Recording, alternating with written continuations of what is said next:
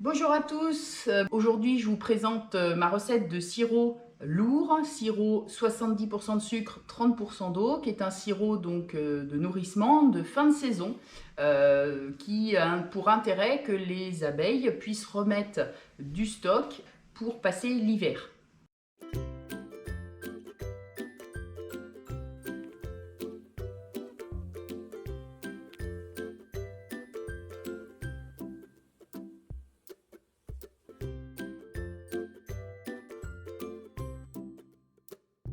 Peut-être vous avez déjà vu ma vidéo de sirop de stimulation, le sirop 50-50, 50% de sucre, 50% d'eau, qui est un sirop qui sert à stimuler la pompe de la reine et qui reproduit en fait un nectar, une miellée. Ici, l'objectif n'est pas du tout le même, c'est vraiment un sirop qui va être plus chargé en sucre et qui va être délivré en plus grande quantité. Comme on va les nourrir donc en fin de saison, fin d'été, début d'automne, elles vont le mettre en réserve dans les cadres. Mon sirop, d'une manière générale, c'est du sucre blanc, premier prix, hein, c'est du saccharose. Et en général, je mélange ce sucre à de la tisane. Donc la tisane, c'est donc une infusion de plantes. Alors ici, c'est les plantes de saison. J'ai du thym, donc j'utilise du coup des plantes plutôt fraîches, de la lavande. Je fais un mélange. Et donc cette tisane, eh bien, va contenir des molécules intéressantes pour les abeilles. Donc des molécules qu'on recherche aussi quand on boit des tisanes, hein, qui vont aider l'organisme à digérer ou qui vont aider l'organisme à booster l'immunité. Bah, c'est un petit peu l'idée. Donc cette tisane va être utilisée pour faire le sirop. Je laisse infuser la tisane pendant une dizaine de minutes. Donc j'ai besoin de faire de la tisane, de sucre blanc, du vinaigre. Le vinaigre va se permettre d'acidifier en fait le mélange et va aider à la transformation du sucre en sucre digéré, c'est-à-dire de passer du saccharose à du sucre inverti, glucose plus fructose. Voilà. Donc ça, c'est ce qui est ensuite beaucoup plus digeste pour les abeilles. On voit également que j'ai un petit pot de miel. Donc ça, c'est du miel que j'ajoute à la fin dans le sirop pour avoir un sirop qui soit vraiment de très bonne qualité.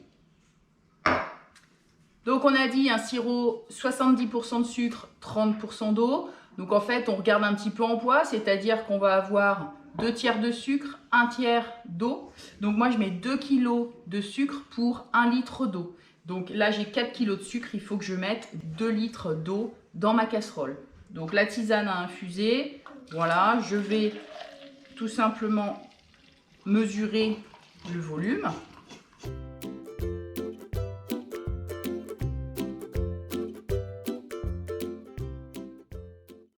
Donc 2 litres d'eau, 4 kg de sucre.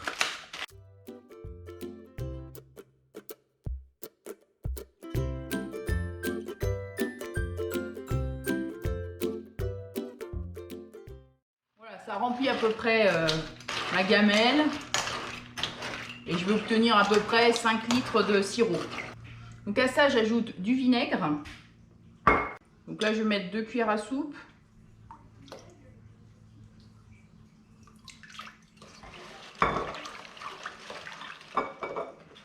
Et puis, je vais faire chauffer ce mélange. En fait, ce mélange doit être transparent.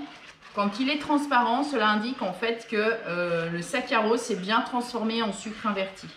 Alors, on va chauffer, mais feu doux, en surveillant. Il ne faut surtout pas que ça boue, en fait, puisque sinon, on aurait la fabrication d'un caramel. Et ce n'est pas du tout l'objectif.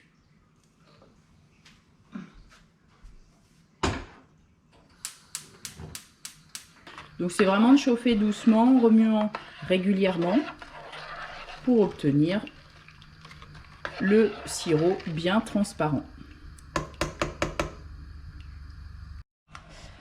Voilà, donc là, le sirop est devenu transparent.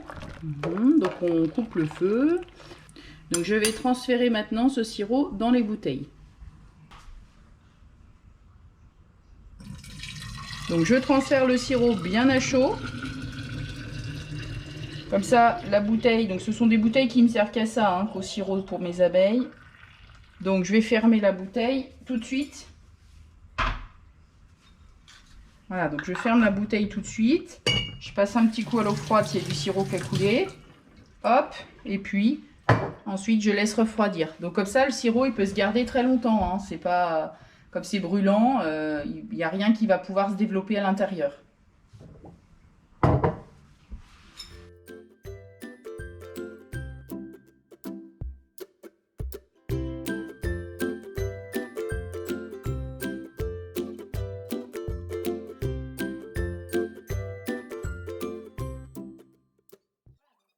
Avec 4 kg de sucre, 2 litres d'eau, on arrive à faire 4 litres et demi donc de sirop lourd.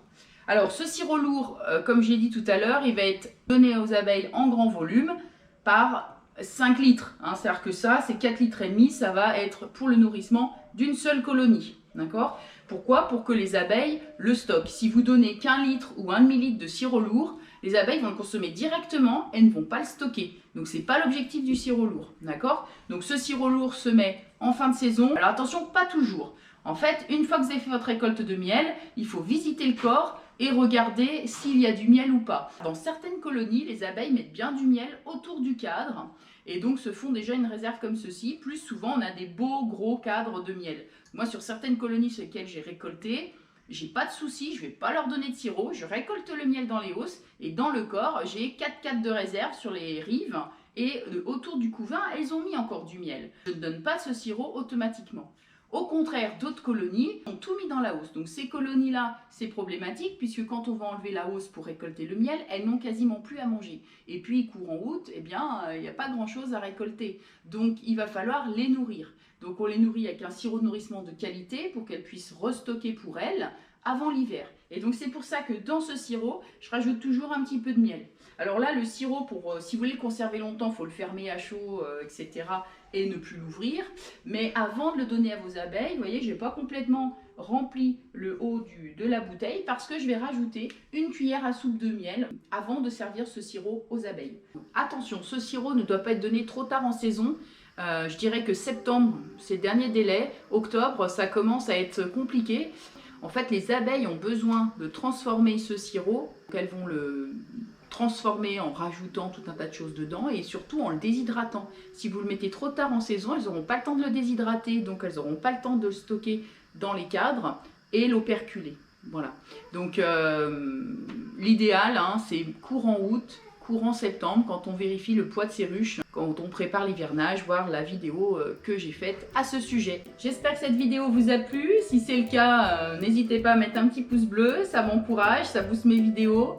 Et puis si vous n'êtes pas abonné, n'hésitez pas, hein, abonnez-vous à la chaîne, pareil, c'est gratuit mais ça m'encourage. Voilà, pour avoir les prochaines notifications des prochaines vidéos. Allez, merci et à bientôt sur la chaîne Happy Sortous.